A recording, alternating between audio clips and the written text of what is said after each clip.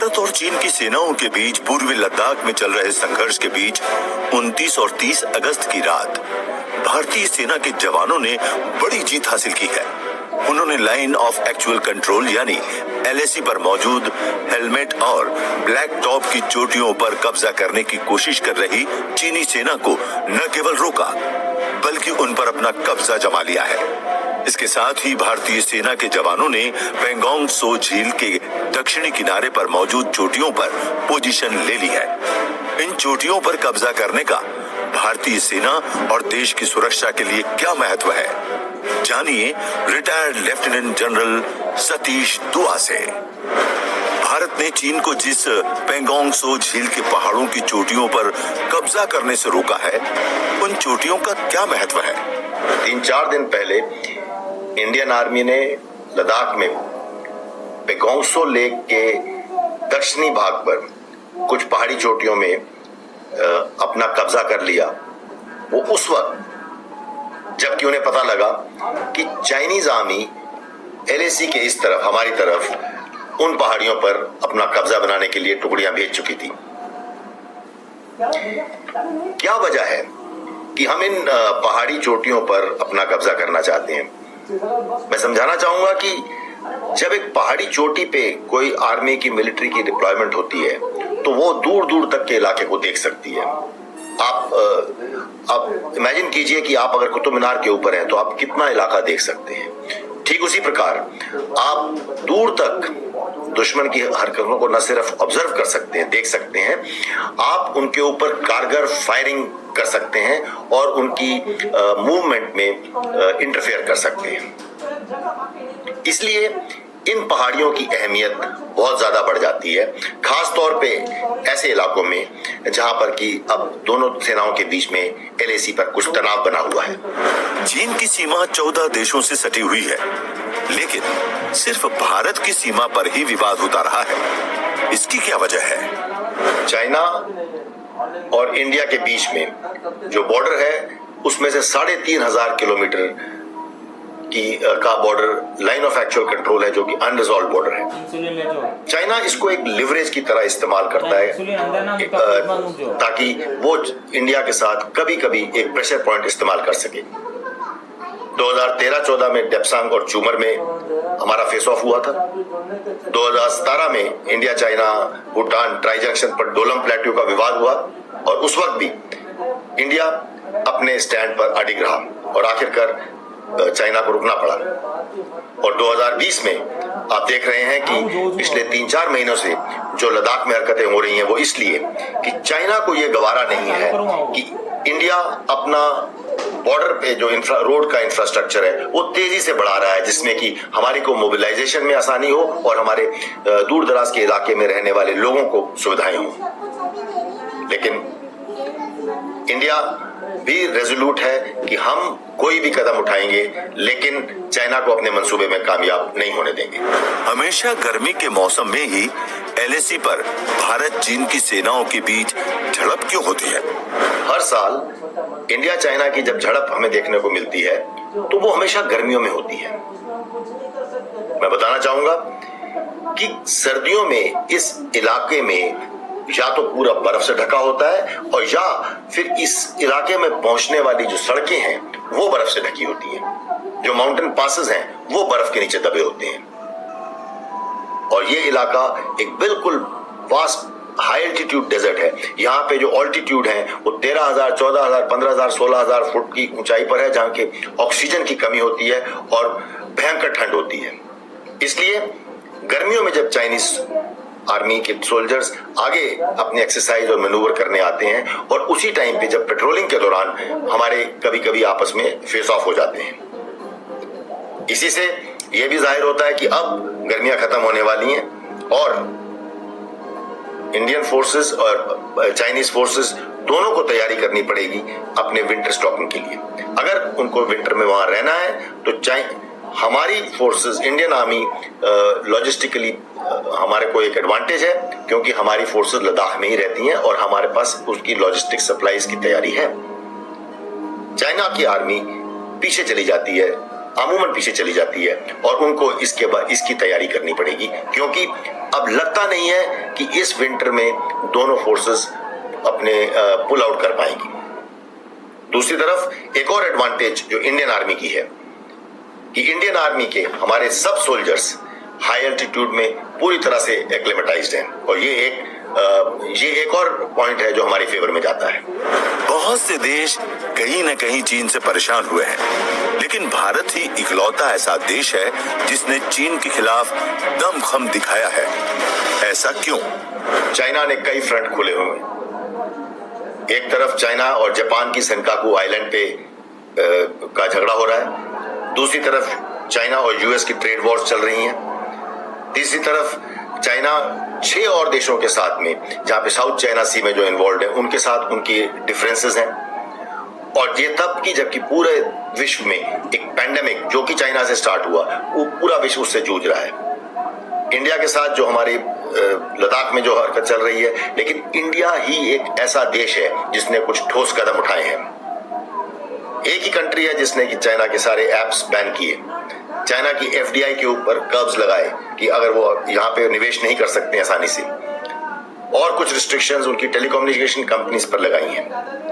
तो हालांकि सभी देश उनसे जूझ रहे हैं, लेकिन इंडिया ने ये एक पहल की है जो कि हमारा रिजॉल्व दिखाती है। मैं आप सबको आश्वस्त करना चाहता हूं कि इंडियन आर्मी पूरी तरह से केपेबल है इंडिया चाइना बॉर्डर पे या किसी भी बॉर्डर पे अपनी रक्षा करने के लिए, बॉर्डर्स की रक्षा करने के लिए। सिर्फ उन्हें चाहिए आप सबका साथ। उनको लगना चाहिए कि पूरा देश इंडियन आर्मी के पीछे है, जैसे कि हमेशा होता है। जय हिंद। देशभक्ति से धंधे नहीं चलते, हम भी देशभक्त हैं। पहले उसका एक खिलौनों का सब्स्टिट्यूट तो आ जाए, इंडिया वाले बनाने को रेडी तो हो जाए, वो क्वालिटी तो ले आए, वो रेट्स तो ले आए। हम भी चाहते हैं इंडिया का माल बिके, इंडिया में रोजगारी बढ़े। हम इंडियन माल बेचने में खुशी है हमें, और अवेलेबिलिटी कहाँ है। आपको ये जानकर आश्चर्य होगा, प्रधानमंत्री नरेंद्र मोदी ने 30 अगस्त को मन की बात प्रोग्राम में टॉय इंडस्ट्री यानी खिलौने के उद्योग के बारे में भी बात की। प्रधानमंत्री ने कहा कि global toy industry 7 lakh crore रुपए से भी अधिक की है, लेकिन भारत का हिस्सा उसमें बहुत कम है। अब लोकल खिलौनों के लिए वोकल होने का समय है। Global toy industry 7 lakh crore रुपए से भी अधिक की है। 7 लाख करोड़ रुपयों का इतना बड़ा कारोबार, लेकिन भारत का हिस्सा उसमें बहुत कम है। अब आप सोचिए कि जिस राष्ट्र के पास इतनी विरासत हो, परंपरा हो, विविधता हो, युवा आबादी हो, क्या खिलौनों के बाजार में उसकी हिस्सेदारी इतनी कम होनी हमें अच्छा लगेगा क्या? जी नहीं, ये सुनने के बाद आपको भी अच्छा नहीं लगेगा। देखिए साथियों, टॉय इंडस्ट्री बहुत व्यापक है। गृह उद्योग हो, छोटे और लघु उद्योग हो, एमएसएमईज हो, इसके साथ साथ बड़े उद्योग और निजी उद्यमी भी इसके दायरे में आते हैं। इसे आगे बढ़ाने के लिए देश को मिलकर मेहनत करनी होगी। अब हम आपको बताते हैं भारत में बनने वाले खिलौनों की बाजार में क्या स्थिति है और चाइनीज खिलौनों का बाजार कैसा है। ये जानने में हम पहुंचे दिल्ली के सदर बाजार में। इसे एशिया के सबसे बड़े थोक बाजार के तौर पर भी गिना जाता है। इसी बाजार का तेलीवाड़ा इलाका खिलौनों के थोक व्यापार के लिए मशहूर है।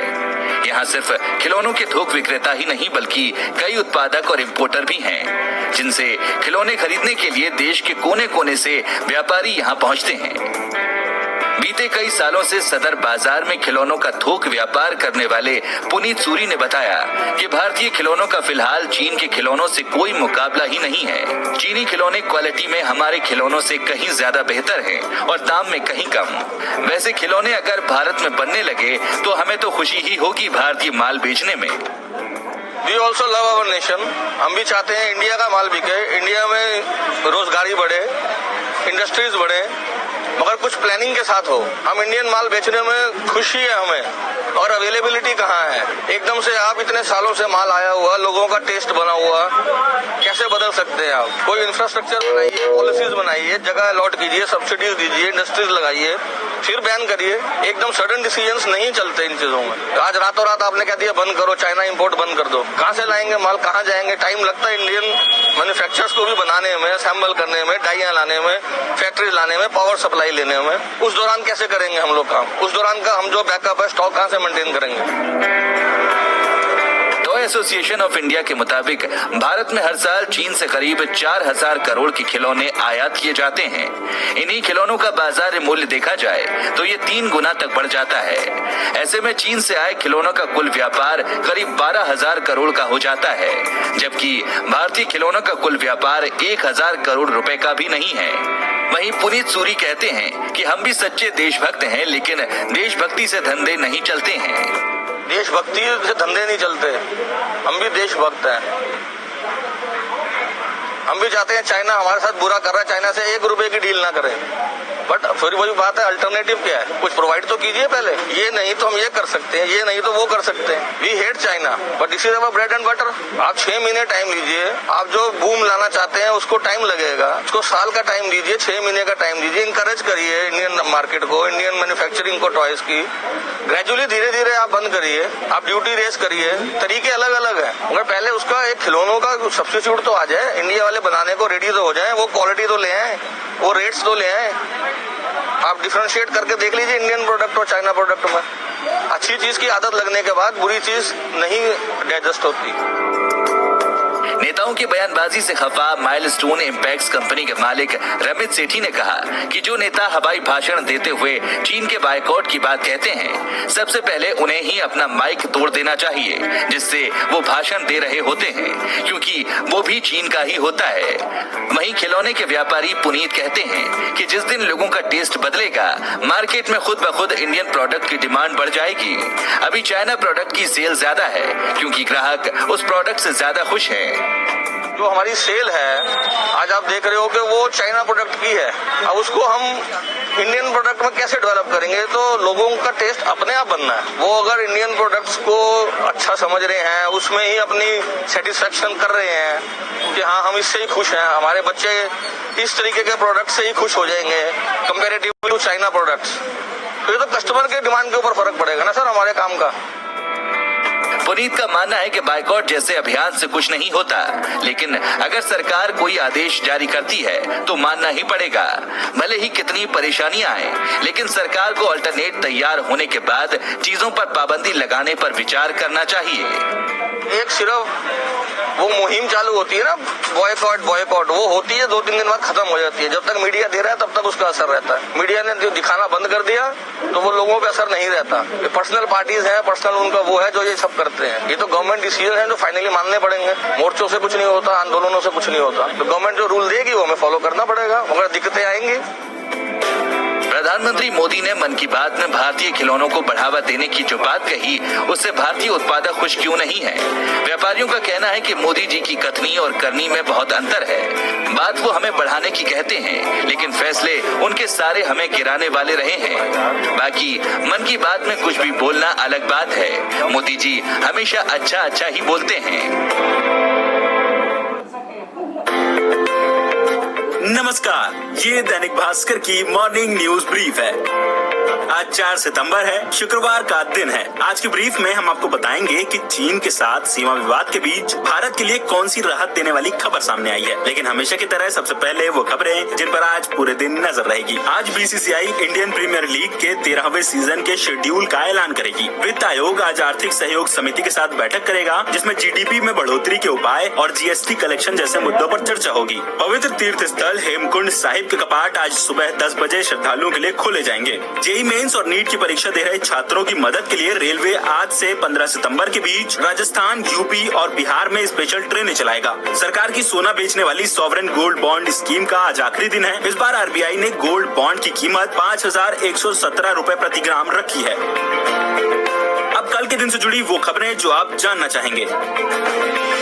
लद्दाख में पेंगोंग के दक्षिणी इलाके में भारत और चीन की सेनाएं आमने सामने हैं। यहाँ के चुशुल सेक्टर में दक्षिणी पेंगोंग इलाके के रेजांग ला और रेचिन ला तक पूरी रिज लाइन पर भारतीय सेना का दबदबा है। इसके अलावा भारत उत्तरी पेंगोंग इलाके के फिंगर 3 के पास भी मजबूत स्थिति में है।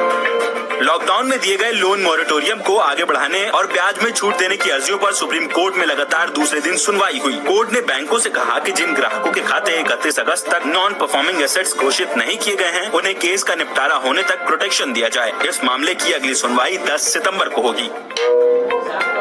भारत की स्वदेशी कोरोना वैक्सीन के फेज 3 के ट्रायल शुरू हो गए हैं। फेज 1 में कोवैक्सीन के कोई साइड इफेक्ट सामने नहीं आए थे। पाकिस्तान के प्रधानमंत्री इमरान खान ने माना है कि कश्मीर मुद्दे पर दुनिया उनके साथ नहीं है। उनके मुताबिक आर्थिक मजबूरियों के चलते कश्मीर मुद्दे पर भारत के खिलाफ कोई आवाज नहीं उठाता। SBI यानी भारतीय स्टेट बैंक ने अपने कर्मचारियों के लिए नई वॉलंटरी रिटायरमेंट स्कीम यानी VRS की घोषणा की है। बैंक को इस स्कीम से करीब 2000 करोड़ रुपए से ज्यादा की बचत का अनुमान है। अब आज के दिन से जुड़ा इतिहास जान लीजिए। 1888 में आज ही के दिन 18 साल के मोहनदास करमचंद गांधी ने इंग्लैंड के लिए समुद्री यात्रा शुरू की थी और उसी दिन अमेरिकी कारोबारी जॉर्ज ईस्टमैन को रोल फिल्म कैमरा का पेटेंट मिला था और इसी के साथ उन्होंने अपना ट्रेडमार्क कोडैक रजिस्टर करवा लिया था। आज ही के दिन 1952 में अभिनेता ऋषि कपूर का जन्म मुंबई के चेंबूर में हुआ। वो राज कपूर के मझले बेटे थे और प्यार से उन्हें चिंटू कहा जाता था। 29 अप्रैल 2020 को ऋषि कपूर का निधन हो गया। आधुनिक हिंदी साहित्य के प्रमुख लेखक, कवि, नाटककार और सामाजिक विचारक धर्मवीर भारती का निधन 4 सितंबर 1997 को हुआ था। आखिर में धर्मवीर भारती की मशहूर कविता एक वाक्य, चेक बुक हो पीली या लाल, दाम सिक्के हो या शोहरत, कह दो उनसे जो खरीदने आए हो तुम्हें, हर भूखा आदमी बिकाऊ नहीं होता है। इसी के साथ आज की मॉर्निंग न्यूज ब्रीफ में बस इतना ही। कल फिर आएंगे, तब तक दैनिक भास्कर से जुड़े रहिए। शुक्रिया।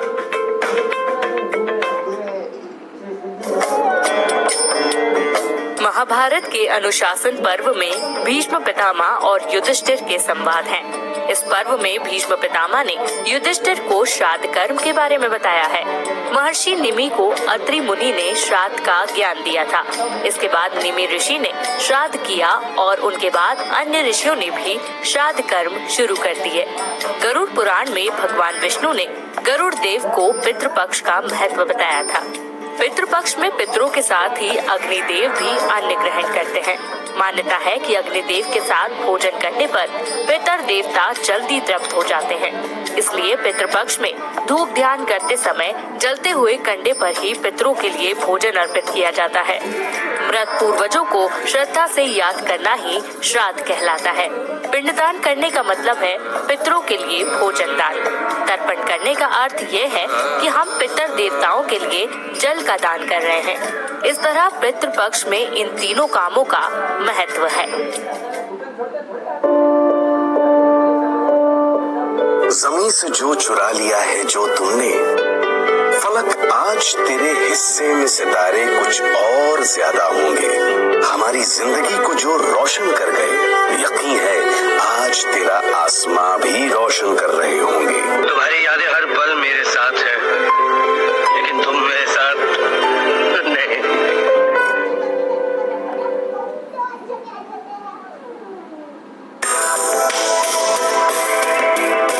अमिताभ बच्चन की नातिन नव्या नवेली नंदा ने इसी साल मई में ग्रेजुएशन करने के बाद बिना देर किए अपना बिजनेस वेंचर शुरू कर दिया है। नव्या ने 3 अन्य साथियों के साथ मिलकर अपना ऑनलाइन हेल्थ केयर प्लेटफॉर्म आरा हेल्थ लॉन्च किया है। 23 साल की नव्या श्वेता बच्चन नंदा और निखिल नंदा की बेटी हैं। उन्होंने न्यूयॉर्क की फोर्डम यूनिवर्सिटी से डिजिटल टेक्नोलॉजी में ग्रेजुएशन किया है। बच्चन परिवार से ताल्लुक रखने के बावजूद नव्या की फिल्मों में कोई दिलचस्पी नहीं है। यही वजह है कि वो अपने पिता की तरह बिजनेस में रुचि रखती हैं, जो कि इंजीनियरिंग कंपनी एस्कॉर्ट्स के मैनेजिंग एडिटर हैं।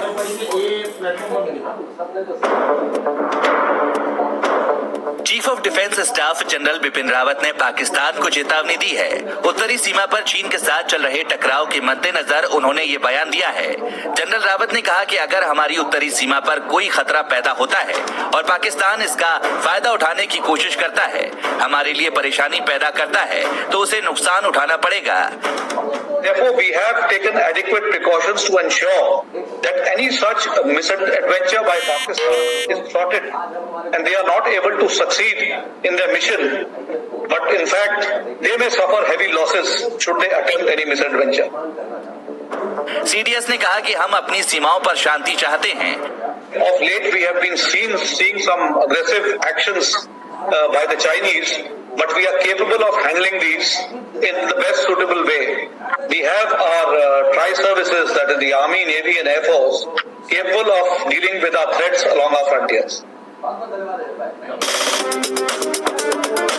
पैनोरामा स्टूडियोज द्वारा निर्मित और फारूक कबीर द्वारा निर्देशित खुदा हाफिज फिल्म को OTT प्लेटफॉर्म पर बहुत ही बड़ी संख्या में दर्शकों ने देखा है। जहां एक तरफ इस फिल्म की सफलता को सेलिब्रेट किया जा रहा है, वहीं दूसरी तरफ पैनोरामा स्टूडियोज ने इस फिल्म के नए वेंचर की अनाउंसमेंट कर दी है, जिसका नाम होगा खुदा हाफिज चैप्टर 2। अपकमिंग चैप्टर में दोनों लीड किरदारों की आगे की लव स्टोरी और कहानी देखने मिलेगी। फिल्म को इस बार बड़े पर्दे के लिए बनाया जा रहा है, जिसमें रोमांस के साथ भरपूर एक्शन भी होगा।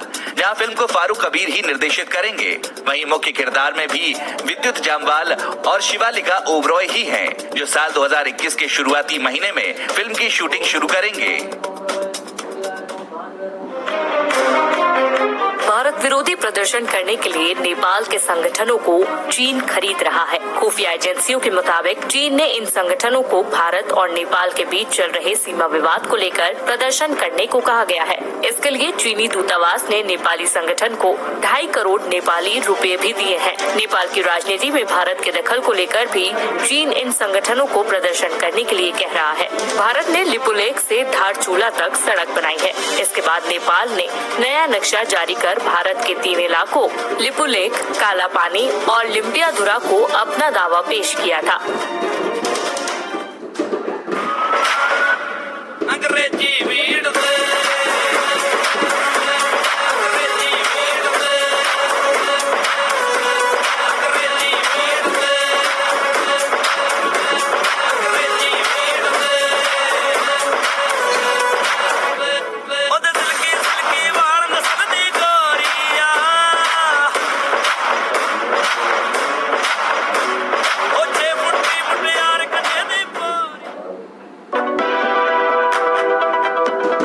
साड़ी पर जूस गिरा था और मैं दोबारा नहाने गई थी। तुम चने कुकर में चढ़ाकर मेरे पास आई थी, तब रसोड़े में कौन था? भारतीय स्पिनर यजुवेंद्र चहल ने इंस्टाग्राम पर एक वीडियो शेयर किया है, जिसमें वे मंगेतर धनश्री वर्मा से पूछ रहे हैं कि रसोड़े में कौन था। ये वीडियो यूजर्स को काफी पसंद आ रहा है। अब तक इसे 15 लाख से ज्यादा यूजर्स देख चुके हैं।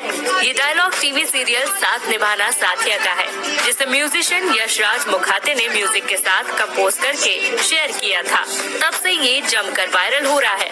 चहल IPL खेलने के लिए UAE पहुंच चुके हैं। पिछले महीने चहल और धनश्री वर्मा की सगाई हुई है।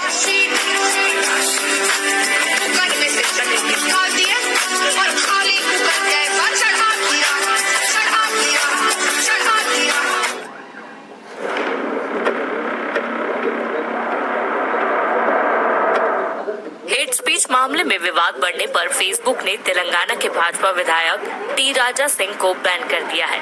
मीडिया रिपोर्ट्स के मुताबिक फेसबुक ने कहा कि हमारे प्लेटफॉर्म के जरिए हिंसा और नफरत फैलाने की कोशिशें रोकने की पॉलिसी नहीं मानने पर ये कार्रवाई की गई है। भारत में किसी जनप्रतिनिधि के खिलाफ संभवतः ये पहली कार्रवाई है। उधर विधायक राजा सिंह ने कहा कि मेरा फेसबुक पेज है ही नहीं, मुझे मीडिया के जरिए बैन करने की जानकारी मिली। मैं अप्रैल 2019 से ही फेसबुक का इस्तेमाल नहीं कर रहा हूँ। उन्होंने कहा कि मेरे नाम से फेसबुक पर कई अकाउंट्स हैं, उनसे जुड़ी पोस्ट के लिए मैं जिम्मेदार नहीं हूँ।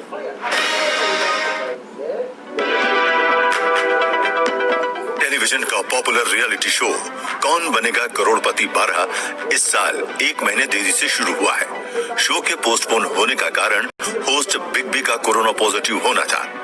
अब फिर एक बार केबीसी की शूटिंग सेट पर 2 क्रू मेंबर के पॉजिटिव आने से रोक दी गई है। केबीसी के अलावा इंडिया बेस्ट डांसर के सेट पर भी 7 लोगों की कोरोना रिपोर्ट पॉजिटिव मिली है, जिससे शूटिंग रोकनी पड़ी है।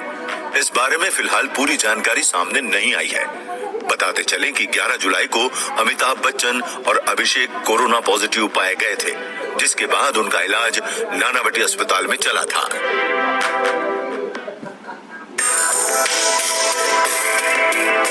प्रधानमंत्री नरेंद्र मोदी सामाजिक कामों के लिए करोड़ों रुपए दान कर चुके हैं। सूत्रों के मुताबिक मोदी बच्चियों की शिक्षा से लेकर गंगा सफाई अभियान के लिए अपनी बचत के पैसे से दान दे चुके हैं। कोरोना से लड़ाई के लिए बनाए गए पीएम केयर्स फंड में वो 2,25,000 रुपए दान कर चुके हैं। वहीं खुद को मिले तोहफों की नीलामी से मिले 103 करोड़ रुपए भी प्रधानमंत्री डोनेट कर चुके हैं। लॉकडाउन में आरबीआई की तरफ से दिए गए लोन मोरेटोरियम को आगे बढ़ाने और ब्याज में छूट देने की अर्जियों पर सुप्रीम कोर्ट में सुनवाई हुई। कोर्ट ने सरकार से कहा है कि जिन ग्राहकों के खाते 31 अगस्त तक एनपीए घोषित नहीं किए गए, उन्हें केस का निपटारा होने तक प्रोटेक्शन दिया जाए। अगली सुनवाई 10 सितंबर को होगी। इससे पहले सरकार की तरफ से सॉलिसिटर जनरल तुषार मेहता ने अपनी दलील रखी। उन्होंने कहा, ब्याज में छूट नहीं दे सकते, लेकिन पेमेंट का दबाव कम कर देंगे। बैंकिंग सेक्टर इकोनॉमी की रीढ़ है। हम अर्थव्यवस्था को कमजोर करने वाला कोई फैसला नहीं ले सकते। लोन मोरेटोरियम का मतलब कर्ज की किश्त को कुछ महीनों के लिए टालने की छूट कहते हैं।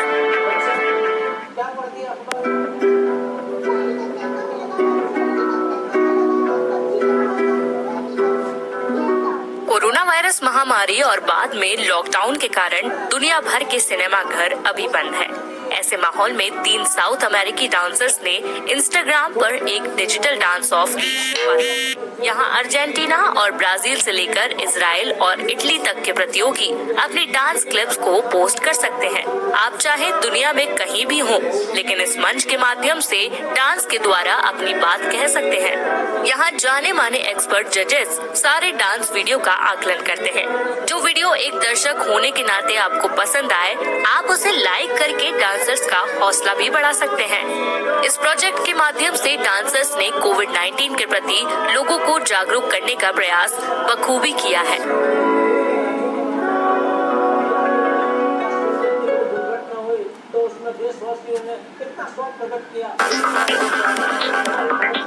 आईपीएल में पहली बार किंग्स 11 पंजाब की कप्तानी करने जा रहे केएल राहुल धोनी, कोहली और रोहित शर्मा से काफी प्रभावित है। राहुल के मुताबिक उन्होंने इन तीनों से ही कप्तानी के गुर सीखे हैं। इस साल आईपीएल में वे भी इन तीनों की तरह अपनी टीम को आगे ले जाने की कोशिश करेंगे। राहुल ने ये भी कहा कि कोहली, धोनी और रोहित बीते 10 सालों में सबसे प्रेरणादायी क्रिकेटर्स और लीडर्स हैं। उनके अंडर में खेलने का मौका मिलना ही सीखने जैसा है।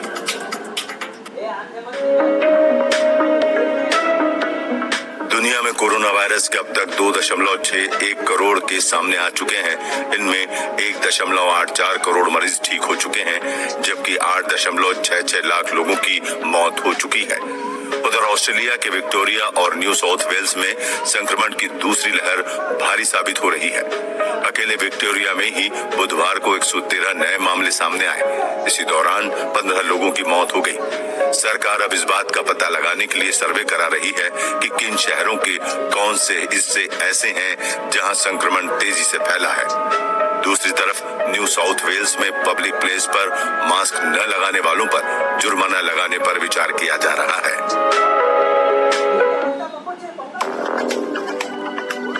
Indian institute of technology Delhi ने अपने कैंपस में एक independent school of artificial intelligence की स्थापना की है। ये देश का पहला एआई और आईआईटी दिल्ली के कैंपस में 6वां स्कूल होगा। इंस्टीट्यूट में अगले एकेडमिक ईयर 2021 से इसमें पीएचडी प्रोग्राम के लिए एडमिशन शुरू होगा। इसके अलावा संस्थान बाद के एआई एमटेक प्रोग्राम भी शुरू करने की योजना बना रहा है। संस्थान ने एक बयान में कहा कि इस स्कूल का उद्देश्य भारत में आईआईटी दिल्ली के नेतृत्व की स्थिति और वैश्विक स्थिति में सुधार लाना है। एलजी ने बुधवार को अपने एक्सप्लोरर प्रोजेक्ट की शुरुआत की घोषणा की, जिसका उद्देश्य नए स्मार्टफोन को खास और अलग यूजेबिलिटी एक्सपीरियंस के साथ लाना है। नई लाइनअप के तहत पहला मॉडल 14 सितंबर को लॉन्च होगा। कंपनी ने एक टीजर वीडियो भी जारी किया, जिसमें हैंडसेट रोटेटिंग स्क्रीन और डुअल स्क्रीन के साथ नजर आ रहा है। 30 सेकंड की इस वीडियो में फोन की डुअल स्क्रीन घड़ी की तरह घूमते हुए टी शेप डिजाइन बनाती नजर आ रही है। इसमें एक साथ वर्टिकल, हॉरिजॉन्टल दोनों तरह के कंटेंट देखे जा सकेंगे।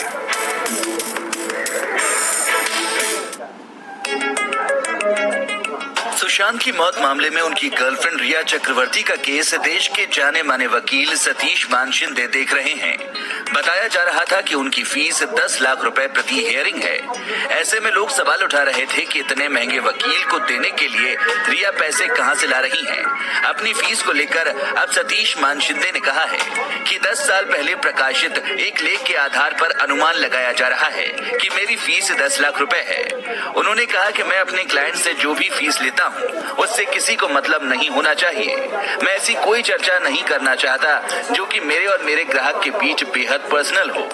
मानशिंदे इससे पहले बॉलीवुड अभिनेता सलमान खान और संजय दत्त का वकील सतीश मानशिंदे देख रहे हैं।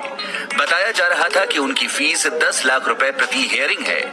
ऐसे में लोग सवाल उठा रहे थे कि इतने महंगे वकील को देने के लिए रिया पैसे कहां से ला रही हैं। अपनी फीस को लेकर अब सतीश मानशिंदे ने कहा है कि 10 साल पहले प्रकाशित एक लेख के आधार पर अनुमान लगाया जा रहा है कि मेरी फीस 10 लाख रुपए है। उन्होंने कहा कि मैं अपने क्लाइंट से जो भी फीस लेता हूं, उससे किसी को मतलब नहीं होना चाहिए। मैं ऐसी कोई चर्चा नहीं करना चाहता जो कि मेरे और मेरे ग्राहक के बीच बेहद पर्सनल हो। मानशिंदे इससे पहले बॉलीवुड अभिनेता सलमान खान और संजय दत्त का भी केस लड़ चुके हैं। आईपीएल यानी इंडियन प्रीमियर लीग के पहले शुरू होने वाली लंका प्रीमियर लीग कोरोना के कारण अब 14 नवंबर से खेली जाएगी। वहीं पाकिस्तान सुपर लीग के बाकी बचे 4 मुकाबले भी नवंबर में ही खेले जाएंगे। ये मैच कोरोना के कारण टाल दिए गए थे। इस बार आईपीएल कोरोना के कारण यूएई में 19 सितंबर से शुरू होगा। फाइनल 10 नवंबर को खेला जाएगा। लंका लीग का फाइनल 6 दिसंबर को होगा। वहीं पाकिस्तान सुपर लीग के सभी मैच लाहौर में खेले जाएंगे। लीग का फाइनल 17 नवंबर को होगा। इससे पहले लंका प्रीमियर लीग की टीमों के नाम को लेकर सोशल मीडिया पर उसे ट्रोल किया गया था। इसकी टीमों के नाम आईपीएल की टीमों से मिलते जुलते हैं।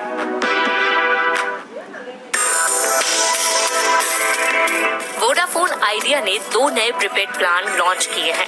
कंपनी 109 रुपए और 169 रुपए के प्लान लेकर आई है। इन दोनों ही प्लान की वैधता 20 दिन की है। प्लान में आपको डेटा और कॉलिंग के साथ ही अन्य सुविधाएं भी मिलती है। फिलहाल ये प्लान दिल्ली यूजर्स के लिए शुरू किए गए हैं। 109 रुपए वाले प्लान में यूजर्स को सभी नेटवर्क पर अनलिमिटेड कॉलिंग की सुविधा मिलती है। इसमें कुल 1 GB डेटा और 300 SMS मिलते हैं। इसके अलावा इसमें वोडाफोन प्ले और Z5 ऐप का मुफ्त सब्सक्रिप्शन भी दिया जाता है। 169 वाला प्लान भी 109 रुपए वाले प्लान जैसा ही है, लेकिन इसमें ग्राहकों को रोज 1 GB डेटा और 100 SMS मिलते हैं।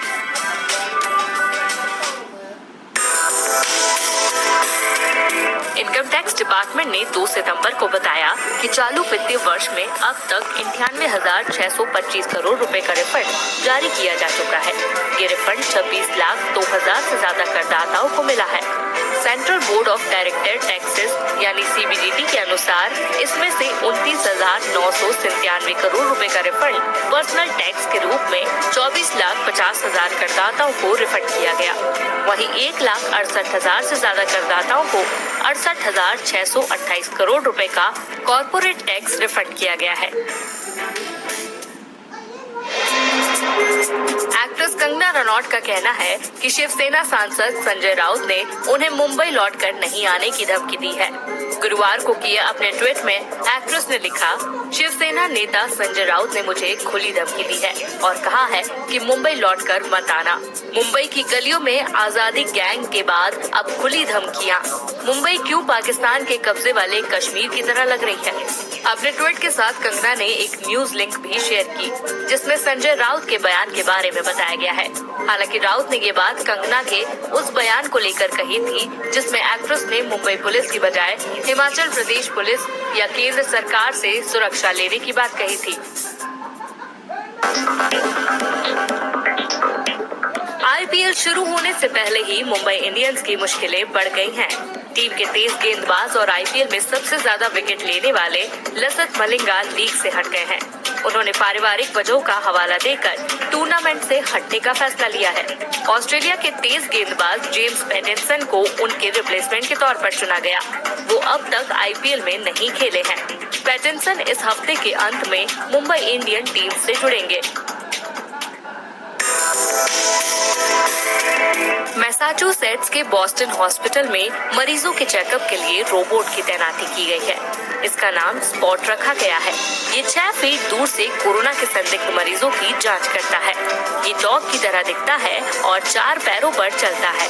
6 फीट की दूरी होने से मरीज और रोबोट के बीच सोशल डिस्टेंसिंग मेंटेन रहती है और संक्रमण फैलने का डर भी नहीं रहता। इसमें 4 कैमरे लगे हैं जो मरीज का तापमान, पल्स रेट, ब्रीदिंग रेट और ब्लड में ऑक्सीजन का लेवल जांचता है। इसके अलावा रोबोट के चेहरे पर लगे टैबलेट के जरिए डॉक्टर्स मरीज से बात करते हैं। इसे अमेरिका के मैसाचुसेट्स इंस्टीट्यूट ऑफ टेक्नोलॉजी ने तैयार किया है।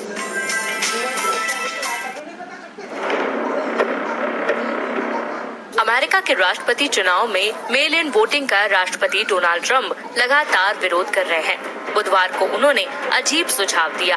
उन्होंने कहा, नॉर्थ कैरोलिना के लोगों को 2 बार वोटिंग करके इलेक्शन सिस्टम की सिक्योरिटी जांच करनी चाहिए। हालांकि अमेरिकी राष्ट्रपति का ये सुझाव गैर कानूनी है। ट्रंप का कहना है कि इससे वोटिंग सिस्टम की सही जांच हो सकेगी। ट्रंप ने कहा, उन्हें बैलेट भेजने दें और साथ ही वोटिंग के लिए भी जाने दें।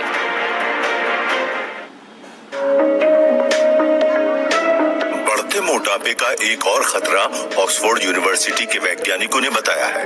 रिसर्च के मुताबिक अगर किसी पुरुष की कमर 40 इंच या इससे अधिक है तो प्रोस्टेट कैंसर से उसकी मौत होने का खतरा 35% तक है। रिसर्च 2 लाख पुरुषों पर की गई है। अध्ययन की एक और बात सबसे चौंकाने वाली है। रिसर्चर्स का कहना है शरीर के खास हिस्से पर चर्बी बढ़ने के कारण खतरा ज्यादा बढ़ता है। पेट पर जमी चर्बी सबसे खतरनाक है क्योंकि ये शरीर के सबसे जरूरी अंग लिवर, पेनक्रियाज और आंतों पर असर डालती है। ये इन अंगों के काम करने की क्षमता पर असर डालती है। इसके साथ ही ये कैंसर कोशिकाओं की संख्या को बढ़ाती है।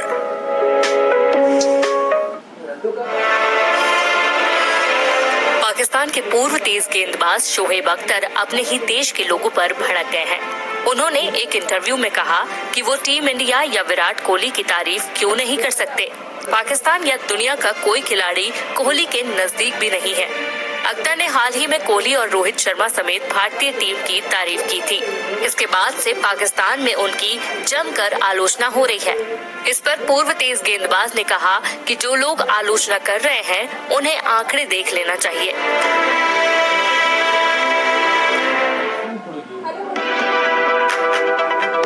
यूएन सिक्योरिटी काउंसिल में पाकिस्तान की भारत के खिलाफ एक और चाल नाकाम हो गई। पाकिस्तान ने 2 भारतीय आंग्रा अब्बाजी और गोविंदा पटनायक को आतंकी घोषित करने के लिए प्रस्ताव पेश किया था। इसे सिक्योरिटी काउंसिल ने खारिज कर दिया। यूएन में भारत के स्थायी प्रतिनिधि टीएस त्रिमूर्ति ने ये जानकारी एक ट्वीट के जरिए दी। इस साल ये दूसरा मौका है जब पाकिस्तान ने इस तरह की हरकत की है। दोनों बार 2 भारतीयों को आतंकी घोषित कराने की कोशिश की और दोनों ही बार उसे नाकामी हाथ लगी। अफगानिस्तान में काम करने वाले भारतीयों को पाकिस्तान तालिबान की मदद से फंसाकर भारत को बदनाम करने की कोशिश करता रहता है। सलमान खान फिर एक बार अपने बेहतरीन अंदाज में बिग बॉस 14 होस्ट करने वाले हैं। पिछले सीजन कई बार कंटेस्टेंट से बहस में पड़ने के बाद सलमान ने अपना आपा खो दिया था, जिसके बाद खबरें थी कि अब आगे के सीजन को एक्टर होस्ट नहीं करेंगे। हालांकि प्रोमो और अनाउंसमेंट के बाद ये साफ है कि पसंदीदा होस्ट ही शो में नजर आएंगे। जहां पिछले सीजन सलमान ने 200 करोड़ लिए थे, वहीं इस बार दोगुनी फीस से ज्यादा 450 करोड़ रुपए में डील साइन करके एक्टर इंडस्ट्री के सबसे महंगे होस्ट बन चुके हैं। एक्टर इस सीजन के लिए हफ्ते में महज एक दिन में 2 एपिसोड की शूटिंग करेंगे। हर एक एपिसोड के लिए उन्हें 20 करोड़ रुपए मिल रहे हैं। फिलहाल गोरेगांव में सेट की मरम्मत जारी है, जिसके बाद 4 अक्टूबर से शो को शुरू किया जाएगा। सुशांत के बाद अब उनकी पूर्व मैनेजर दिशा सालियान की मौत की जांच भी सीबीआई कर रही है। 3 सितंबर को बंटी सचदेव को सीबीआई ने पूछताछ के लिए बुलाया है। मौत से पहले दिशा बंटी की ही टैलेंट मैनेजमेंट कंपनी कॉर्नरस्टोन में काम करती थी। 8 जून को 28 साल की दिशा मुंबई में रहस्यमयी हालत में मृत मिली थी। इसके एक हफ्ते बाद 14 जून को सुशांत की मौत की खबर ने हड़कंप मचा दिया था। दिशा की टीवी एक्टर रोहन राय से एंगेजमेंट हो चुकी थी।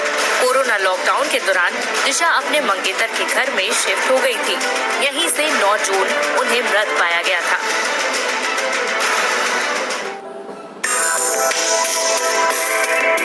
बॉलीवुड के न्यू नॉर्मल को अपनाने के साथ ही सेलेब्स ने शूटिंग शुरू कर दी है। इस बीच जैकलिन फर्नांडिस ने इंस्टाग्राम है कि वे कोरोना वायरस संक्रमण से सुरक्षित हैं। पिछले दिनों वे एक ब्रांड की शूटिंग करने वाली थी, लेकिन इस बीच उनके क्रू के 2 मेंबर्स कोरोना वायरस पॉजिटिव पाए गए। टीम ने एहतियातन के तौर पर सभी का कोरोना टेस्ट करवाया था। जैकलिन ने लिखा, मैं आपको बताना चाहूंगी कि दुर्भाग्य से हमारे शूटिंग क्रू के 2 सदस्य कोरोना पॉजिटिव निकले।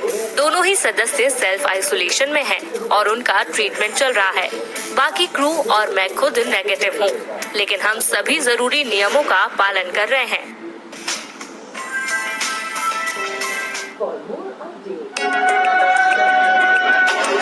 सोशल मीडिया पर भारत चीन सीमा विवाद से जोड़कर एक वीडियो शेयर किया जा रहा है, जिसमें सैनिक जश्न मनाते दिख रहे हैं। दावा है कि लद्दाख में चीन के कब्जे वाली जमीन को भारत ने वापस ले लिया है। सैनिक इसी सफलता का जश्न मना रहे हैं। सोशल मीडिया पर कुछ यूजर्स ने इसी वीडियो को तिब्बत का बताकर भी शेयर किया है। वीडियो में दिख रहा झंडा तिब्बत के झंडे से मेल भी खाता है। हालांकि वीडियो में भारतीय सेना की मौजूदगी की कोई निशानदेही नहीं है, जैसा कि सोशल मीडिया पर दावा हो रहा है। पड़ताल के अगले चरण में हमने वीडियो के की फ्रेम निकालकर उन्हें गूगल पर रिवर्स सर्च किया। YouTube पर यही वीडियो 27 अगस्त 2020 को अपलोड किया जा चुका है, लेकिन YouTube पर भी वीडियो के डिस्क्रिप्शन में भारतीय सेना का जिक्र नहीं है। सरकारी एजेंसी PIB की रिपोर्ट के अनुसार 29-30 अगस्त की दरमियानी रात लद्दाख में चीनी सेना ने घुसपैठ की कोशिश की थी, जिसे भारतीय सेना ने नाकाम कर दिया था। दैनिक भास्कर की खबर से भी पुष्टि होती है कि चीन से लगी सीमा के मोर्चे पर भारत प्रभावी स्थिति में है। इन सबसे स्पष्ट है कि सीमा पर भारतीय सेना ने सफलता हासिल की। ये दावा सच है, लेकिन वायरल हो रहे वीडियो का इस घटना से कोई संबंध नहीं है, क्योंकि भारत और चीन की सेनाओं के बीच संघर्ष 29 अगस्त की रात हुआ, जबकि वीडियो इसके 2 दिन पहले ही इंटरनेट पर आ चुका था।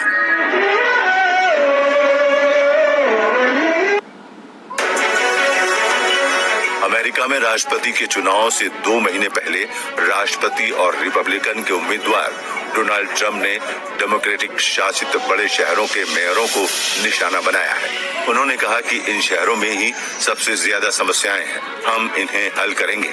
ट्रंप ने कहा, जनता इन शहरों में डेमोक्रेटिक पार्टी से सत्ता वापस ले। क्या जनता चाहेगी कि डेमोक्रेट्स देश चलाएं?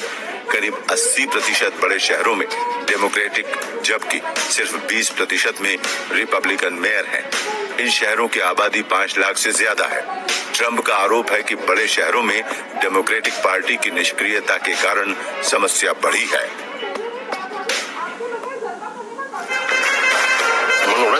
बिग बॉस 14 की अनाउंसमेंट के बाद से ही कई नामों की चर्चा शो में एंट्री लेने के लिए जारी है। इसी बीच रातों रात रसोड़े में कौन था रैप से पॉपुलैरिटी हासिल करने वाले यशराज मुखाते का नाम भी लगातार शो में हिस्सा लेने के लिए सामने आ रहा है। हालांकि म्यूजिशियन की माने तो वो फिलहाल खुद को इस शो के लिए तैयार नहीं मानते हैं। उनका कहना है कि मैं फिलहाल म्यूजिशियन बनकर खुश हूँ और अपने फैंस को एंटरटेन करके बहुत अच्छा महसूस कर रहा हूँ। अगर मुझे मेकर्स द्वारा अप्रोच किया जाएगा तब भी मैं इस ऑफर को ठुकरा दूंगा। बताते चले कि यशराज के वीडियो के बाद से ही साथ निभाना साथिया शो का दूसरा सीजन शुरू किया जा रहा है। रसोड़े में कौन था वीडियो के वायरल होने के बाद से ही मेकर्स ने ये बड़ा फैसला लिया है। कभी कभी एकदम भारत की पहली महिला पर्वतारोही अनीता कुंडू को प्रतिष्ठित तेंजिंग नोर्गे नेशनल अवार्ड 19 के लिए चुना गया। अनीता ने ये अवार्ड लैंड एडवेंचर कैटेगरी में जीता है। अनीता पहली महिला पर्वतारोही हैं जिन्होंने विश्व के सबसे ऊंचे पर्वत एवरेस्ट पर नेपाल और चीन दोनों तरफ से चढ़ाई पूरी की। हरियाणा में हिसार की रहने वाली अनीता फिलहाल सब इंस्पेक्टर के पद पर अपनी सेवाएं दे रही हैं। वे जब 13 साल की थी तब उनके पिता का निधन हो गया। उसके बाद अनीता की परवरिश उनकी माँ और चाचा ने की। भी वे कामयाबी का श्रेय अपनी माँ और चाचा को देती हैं। अनीता कहती हैं कि 2015 में एवरेस्ट पर कैंपिंग के दौरान आए भूकंप में मेरे कई साथियों की मौत हो गई, लेकिन इसके बाद भी मैंने अपना हौसला कायम रखा और 2 बार एवरेस्ट फतेह किया। अनीता मानती हैं कि अगर हमारी इच्छा शक्ति प्रबल है तो हम कुछ भी कर सकते हैं। द ममी रिटर्न्स, बेवॉच और जुमांजी जैसी हॉलीवुड फिल्मों के अभिनेता ड्वेन जॉनसन परिवार समेत कोविड-19 से संक्रमित हो गए थे। इस बात की जानकारी द रॉक के नाम से मशहूर अभिनेता ने सोशल मीडिया पर दी। 48 साल के द रॉक ने कहा कि वे, उनकी 35 साल की पत्नी लॉरेन और 2 बेटियां 4 साल की जैस्मीन और 2 साल की टियाना करीब 2.5 सप्ताह पहले एक करीबी दोस्त के कारण कोविड से इन्फेक्टेड हो गए थे। हालांकि अब वे एकदम ठीक हैं, लेकिन उनके लिए ये 2.5 सप्ताह का वक्त काफी चुनौती भरा रहा। अभिनेता ने फैंस को संदेश दिया है कि कोरोना को फैलने से रोकने के लिए अनुशासन का पालन करें और मास्क जरूर पहनें।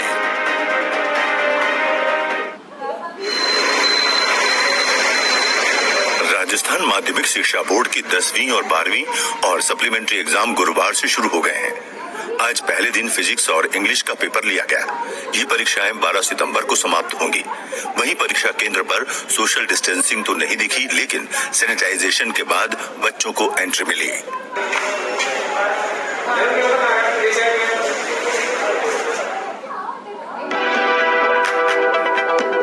देश में कोरोना के खिलाफ लड़ाई जारी है। Indian council of medical research ने बताया कि बुधवार को 11,72,179 टेस्ट किए गए। अब तक 4,55,09,380 कोरोना टेस्ट किए जा चुके हैं। देश में कोरोना मरीजों की संख्या 38,48,968 हो गई है। बुधवार को देश में रिकॉर्ड 82,860 मरीज बढ़े हैं। उधर कुछ क्लिनिकल ट्रायल में दावा किया है कि स्टेरॉइड दवाएं गंभीर रूप से बीमार रोगियों को कोविड-19 से बचाने में मदद कर सकती है। विश्व स्वास्थ्य संगठन WHO ने कहा है कि कोरोना की वजह से गंभीर रूप से बीमार रोगियों के इलाज के लिए स्टेरॉइड का इस्तेमाल किया जा सकता है।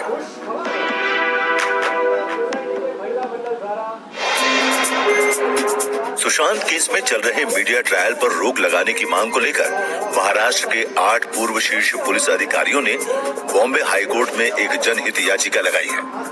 याचिका में कहा गया है कि कुछ टीवी एंकर्स मुंबई पुलिस और इसके अधिकारियों के खिलाफ लगातार अभियान चलाकर उन्हें बदनाम कर रहे हैं, साथ ही मनगढ़ंत बातें फैला रहे हैं। याचिकाकर्ताओं में महाराष्ट्र के कई पूर्व पुलिस महानिदेशक और मुंबई पुलिस के कई पूर्व आयुक्त शामिल हैं। जनहित याचिका में कहा गया है कि टीवी चैनलों पर एक वर्ग अपनी पक्षपात पूर्ण रिपोर्टिंग और झूठे प्रचार के माध्यम से केंद्रीय एजेंसियों द्वारा की जा रही जांच को प्रभावित करने की कोशिश कर रहा है।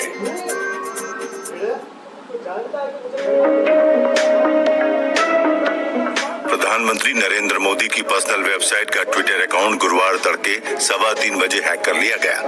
हैकर ने इसमें पीएम रिलीफ फंड में दान करने की अपील की। बताया जा रहा है कि दान क्रिप्टो करेंसी बिटकॉइन में मांगा गया था। हालांकि ये ट्वीट फौरन डिलीट कर दिया गया।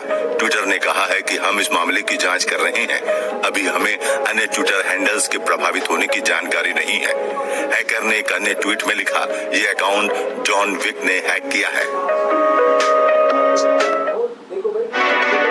सेलिब्रिटी स्टाइलिस्ट आस्था शर्मा के क्लाइंट्स में काजोल, कियारा आडवाणी, शिल्पा शेट्टी, यामी गौतम, कृति सेनन, ऐश्वर्या राय, दिशा पाटनी और रकुल प्रीत सिंह जैसी बॉलीवुड डीवास के नाम शामिल हैं।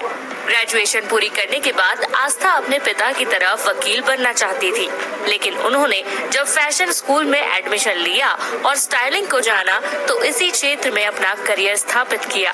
जो लड़कियां इस क्षेत्र में आना चाहती हैं, उनसे आस्था कहती है, आपको अपने काम के बीच संतुलन बनाना आना चाहिए। यही क्वालिटी आपको सफलता हासिल करने में मदद करती है। इसके अलावा नेशनल और इंटरनेशनल फैशन मार्केट की समझ होनी